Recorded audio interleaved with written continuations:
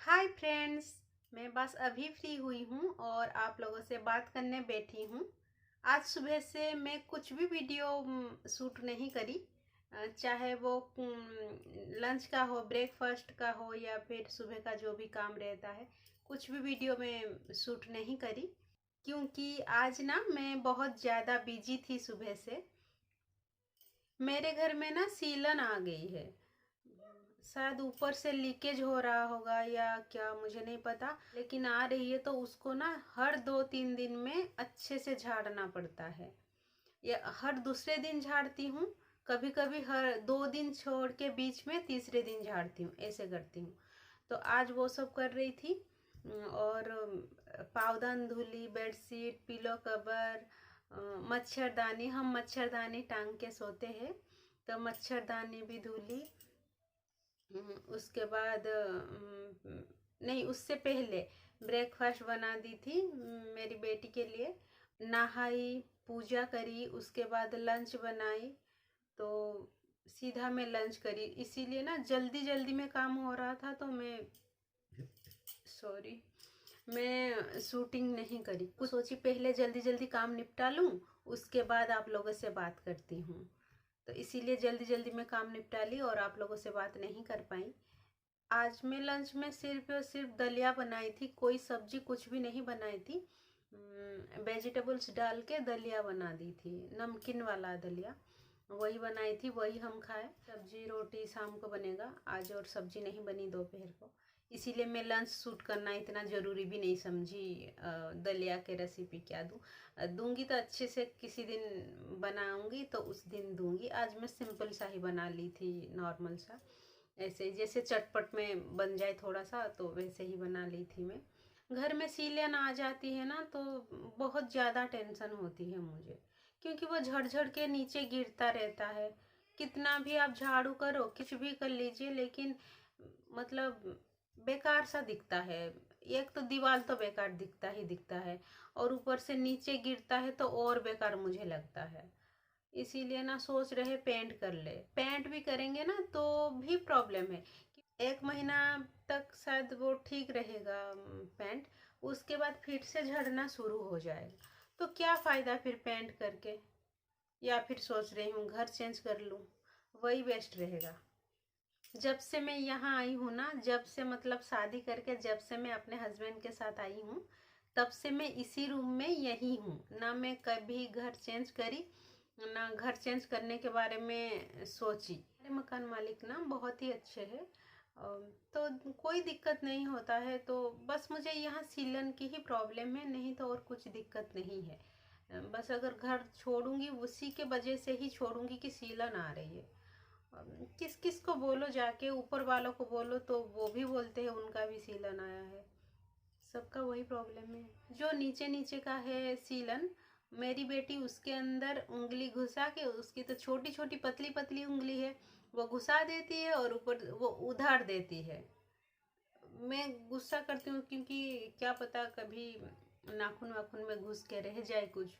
लेकिन वो छोटी है, इतना समझती नहीं, तो सुनती भी नहीं। कभी कभी डांट ऊँट देती हूँ, या फिर मेरे नज़र में आ जाए तो मैं तो बोल देती हूँ। अगर मैं उसको नहीं देख पाई कभी, तो वो अपना कारोबार शुरू कर देता है। सीधी दूसरे रूम में बैठ के टीवी देख रही है। मैं बोली बेटा पहले पढ़ लीजिए, उसके बाद टीवी देखोगे। फिर उसको अकेले बिठा के क्या फ़ायदा, वो अकेले पढ़ेगी नहीं। अगर बुक पढ़ना है तो पढ़ लेगी, लेकिन लिखेगी नहीं अकेली। ऐसे बैठी रहेगी पेंसिल पकड़ के, इधर उधर कुछ भी करेगी लेकिन लिखेगी नहीं। इससे अच्छा है मैं बोली मैं थोड़ा सा बात कर लूँ आप लोगों से, उसके बाद उसको पढ़ाऊँगी। आज मैं आप लोगों के साथ लंच नहीं शेयर करी तो डिनर शेयर करूँगी। वैसे अंडा का सब्जी बनाऊँगी और रोटी बनाऊँगी, सिंपल है। और हो सकता है शाम को थोड़ा सा मैगी बनाऊँ, क्योंकि मेरे हस्बैंड भी बोल रहे थे थोड़ा सा मैगी बनाने को, कल परसों बोल रहे थे।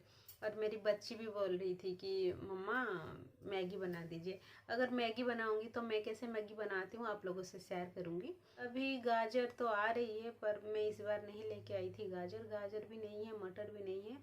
वही प्याज और पत्ता गोभी थोड़ा सा है, वही सब डाल के मैं बनाऊँगी। अगर शाम को बनाई तो आप लोगों से शेयर करूँगी और डिनर शेयर करूँगी आप लोगों से। आज का मेरा मेकअप कैसा लग रहा है ज़रूर बताइएगा। जिस दिन मैं हेयर वॉश करती हूँ ना, मुझे थोड़ा सजने का मन होता है। तो मैं थोड़ा सा आज ज़्यादा मेकअप करी हूँ। गले में कुछ नहीं पहनी, मुझे गले में पहनना इतना पसंद नहीं है। हाँ, साड़ी अगर पहनूँ या फिर कुछ फंक्शन वगैरह में जाऊँ तो पसंद है पहनना, नहीं तो मुझे गले में पहनना पसंद नहीं है। ये चूहा इतना परेशान करके रखे है, मतलब क्या बताऊं। छोटे छोटे हैं, बड़े नहीं, छोटे छोटे हैं, लेकिन बहुत परेशान करते हैं। कभी इधर कभी उधर कभी उधर, और इतनी स्पीड वो, इतनी ज्यादा स्पीड में वो लोग भागते हैं ना।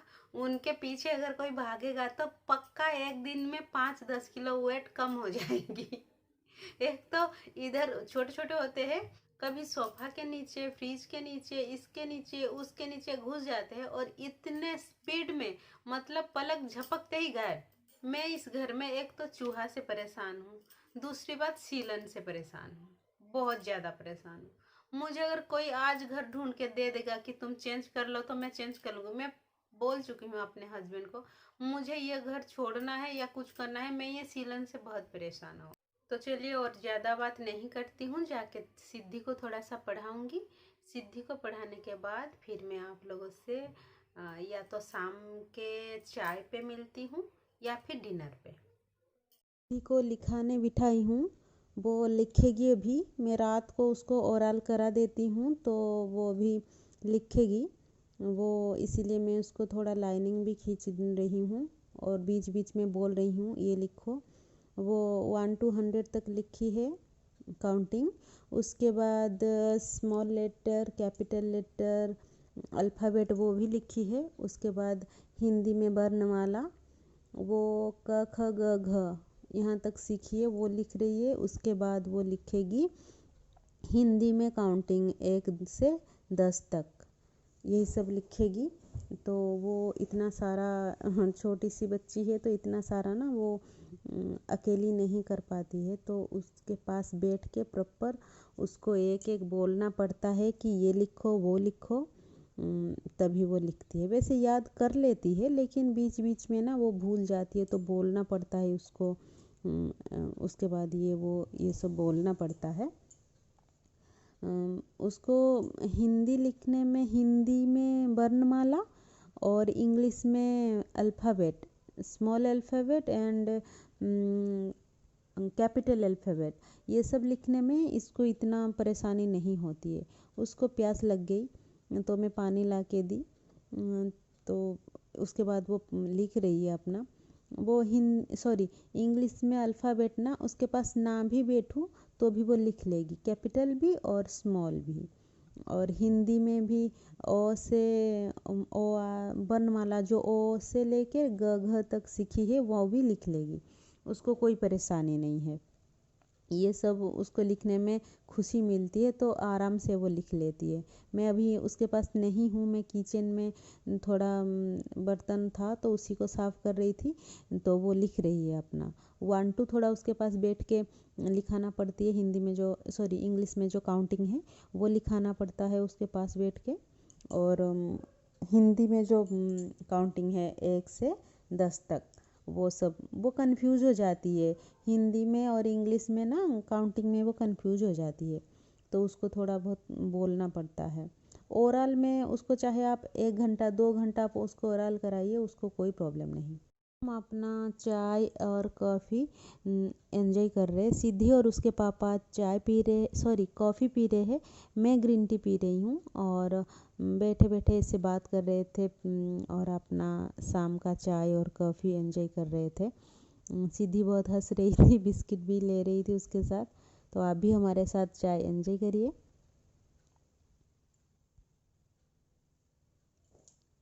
शाम का वक्त है, अब मैं आ गई हूँ किचन में, और किचन में एक करी बनाऊँगी तो उसके लिए मसाला फ्राई कर रही हूँ।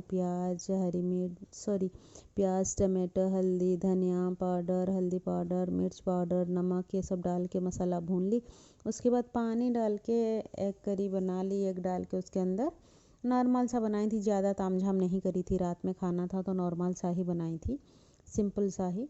एक करी बनाने के बाद कढ़ाई को साइड कर दूंगी, उसके बाद रोटी बेल रही हूँ मैं। रोटी एक एक करके सीख लूँगी। ज़्यादा नहीं, 5 ही रोटी बनाई थी मैं, ज़्यादा रोटी नहीं बनाई थी। 5 ही रोटी बनाई थी क्योंकि मैं एक खाऊँगी, सिद्धि एक खाएगी। सिद्धि एक भी नहीं खा पाती है, एक से सॉरी आधा से ज़्यादा खा लेगी, लेकिन एक नहीं खा पाती। और उसके पापा के लिए 3 रोटी बनाई थी क्योंकि बासी रोटी हम खाते नहीं, तो जितना चाहिए उतना ही मैं बनाती हूँ। तो यहाँ एक एक करके मैं रोटी बना रही हूँ और रोटी मेरी फूल भी रही है। किस किस की रोटी गोल बनता है ज़रूर कमेंट करके बताइएगा। पहले मेरी भी नहीं बनती थी, फिर धीरे धीरे बनने लगी। तो यहाँ मैं पहले रोटी बना लूँगी। रोटी बनाने के बाद फिर मैं यहाँ जहाँ रोटी बेल रही थी ना फर्श, वहाँ मैं थोड़ा साफ़ कर लूँगी। साफ़ करने के बाद फिर मैं उन लोगों के लिए प्लेट लगाऊंगी।